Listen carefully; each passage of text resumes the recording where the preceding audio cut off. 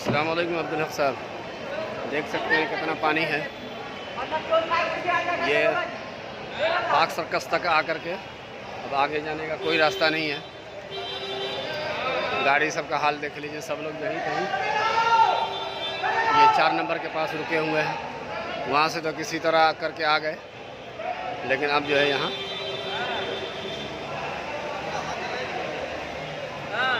یہ پورا 4 number area ہے، سب لگا ہوا ہے. کیا کریں، مطلب آگے اور جو ہے 1 کمر سے اوپر پانی ہے برج کے نیچے، اور ادھر 7 پوائنٹ وغیرہ سب میں. یہ ہے پاک سرکس 7 پوائنٹ کا ایریا.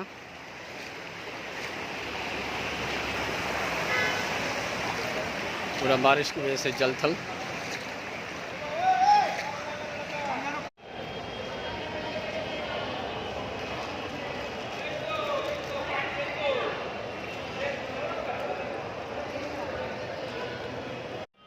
یہ دیکھو، یہ آفس کی بلڈنگ میں بھی پانی یہاں نچلی سیڑھی تک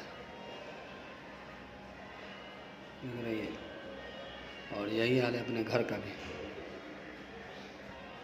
پورا پیدل آ رہے ہیں 1 گھنٹہ سے، 1 کمر پانی ہلتے ہوئے.